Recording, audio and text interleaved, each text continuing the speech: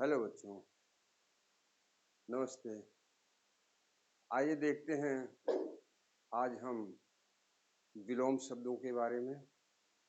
विलोम शब्द कक्षा 6 से लेकर 12वीं तक के बच्चों की परीक्षा में, प्रत्येक परीक्षा में हिंदी के विषय में आते हैं। इन विलोम शब्दों में आपको नंबर भी मिलते हैं, क्वेश्चन ग्रुप में आता है ये, तो नंबर भी मिलते हैं उस पे। तो अगर हम जानते रहेंगे विलोम शब्दों के बारे में तो अच्छे से उस पे नंबर उठा सकते हैं। विलोम का मतलब होता है विपरीत।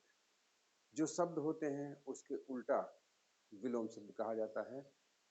तो विलोम शब्दों के बारे में चलिए देखते हैं।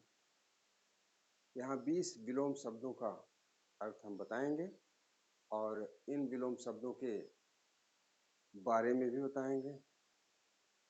तो चलिए देखते हैं। ये पहला है हमारा उच्च का निम्न।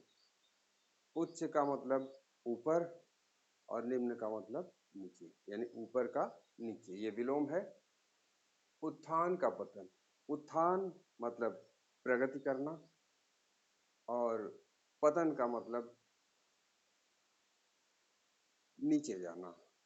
पतन का मतलब नीचे जाना। उत्थान का मतलब प्रगति करना, आगे बढ़ना, और पतन का मतलब नीचे जाना। अर्थात हम जो अपने कार्यों में ऊपर उठते हैं तो उसको उत्थान कहते हैं, और अगर हम अपने कार्यों में पीछे जाने लगते हैं तो पतन कहते हैं। समाज में लोग कहते भी हैं ना कि फला आदमी का पतन हो गया, अर्थात उसका जो निजी, उसका जो स्टेटस था, अर्थात उसका जो स्तर था वो नीचे जाने लगा। जड़ का चेतन। जो सोचने समझने योग्य है, जैसे इंसान, वो चेतन है। पेड़ पौधे जड़ हैं, तो जड़ का चेतन। जड़ पेड़ पौधे हैं, चेतन मनुष्य है। यानी जिन जीवधारियों में सोचने समझने की क्षमता है वो चेतन है, और जिन जीवधारियों में सोचने समझने की क्षमता नहीं है वो जड़ है। निद्रा का जागरण। निद्रा यानी जब हम सोते हैं उसको निद्रा कहते हैं, यानी सो जाने की क्रिया को। जागरण जब हम सो के उठते हैं तो जागरण कहलाता है। अगला देखते हैं बद्ध का मुक्त। बद्ध का विलोम मुक्त। बद्ध मतलब बंधा हुआ। हम इस संसार में माया से बंधे हुए हैं तो हम मायाबद्ध हैं। और मुक्त, जो संसार की माया से नहीं बंधे हैं वो माया मुक्त हैं, जैसे योगी वगैरह, सन्यासी वगैरह। योगी का भोगी। योगी जो सांसारिक माया से बंधा हुआ नहीं, योग साधना में लगा हुआ है, ईश्वर के नाम स्मरण में लगा हुआ है, वो योगी है। और भोगी जो समाज में जीवन व्यतीत कर रहा है, पारिवारिक माया में बंधा हुआ है, परिवार से संबद्ध जीवन व्यतीत कर रहा है, वो भोगी है। अर्थात भौतिक सुख साधनों का जो उपभोग कर रहा है वो भोगी है।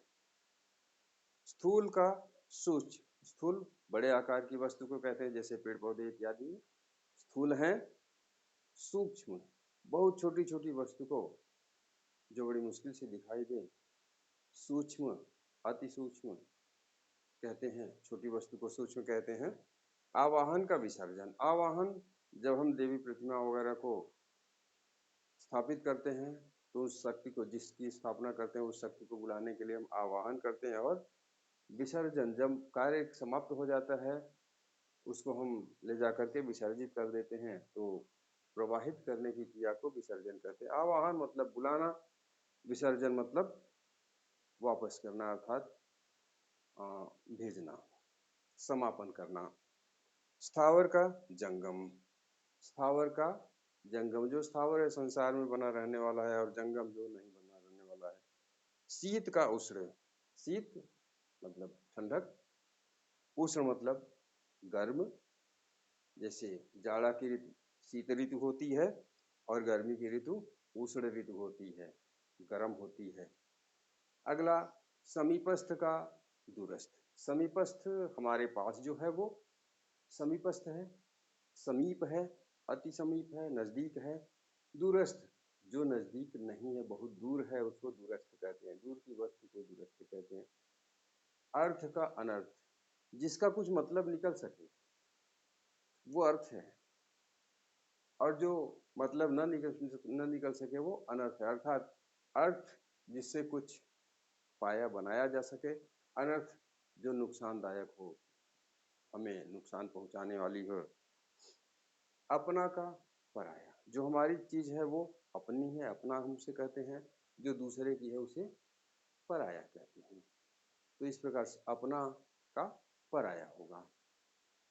अस्त का उदय, अस्त का उदय, शाम को सूरज अस्त हो जाता है, हम उसे अस्त कहते हैं। और प्रातःकालीन सूर्य उदय होता है तो हम उसे उदय कहते हैं। यानी निकलने की क्रिया को उदय होना और समाप्त होने की क्रिया को, डूबने की क्रिया को अस्त होना कहते हैं। इस संसार में तमाम लोगों का जन्म लेना भी एक प्रकार का उदय है और मरना भी अस्त होता है। कृतज्ञ का कृतज्ञ है, कृतज्ञ जो किसी के उपकार को मानने वाला है वो कृतज्ञ है। तमाम लोग हैं, बहुत सारे लोग हैं जो संसार में लोगों के द्वारा किए गए उपकारों को मानने वाले होते हैं, और बहुत सारे लोग होते हैं जो उपकारों को न मानने वाले होते हैं। तो उपकारों को मानने वाला व्यक्ति कृतज्ञ होता है, न मानने वाला कृतज्ञ होता है। उदार का कृपण, जो व्यक्ति अपनी वस्तुओं को बड़े ही आराम के साथ, बड़े ही उदारता पूर्वक दूसरे को दे देता है, वो उदार होता है। कृपण कंजूस को कहते हैं, जो अपनी वस्तु को किसी भी सूरत में दूसरे को देने को तैयार ना हो, उसे कृपण कहते हैं। ज्येष्ठ का कनिष्ठ, ज्येष्ठ बड़े भाई को, बड़े भ्राता को ज्येष्ठ भ्राता कहते हैं। ज्येष्ठ मतलब बड़ा, कनिष्ठ मतलब छोटा। बड़े भाई को ज्येष्ठ भ्राता, छोटे भाई को लघु भ्राता यानी कनिष्ठ भ्राता। तो ज्येष्ठ का कनिष्ठ होता है, ज्येष्ठ मतलब बड़ा, कनिष्ठ मतलब छोटा। जीवन का मरण, हम इस संसार में जो जीवन व्यतीत कर रहे हैं वो हमारा जीवन है, जो जी रहे हैं। मरण, जब आदमी मर जाता है तो उस क्रिया को हम मरण कहते हैं।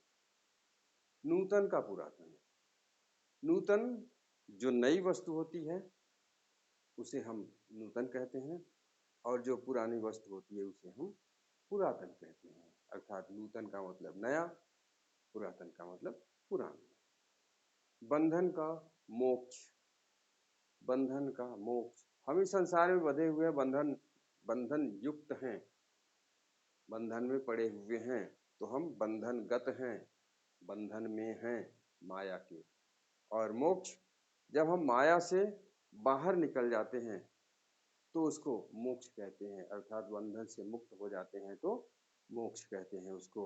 बंधन से मुक्त होना ही मोक्ष होना है।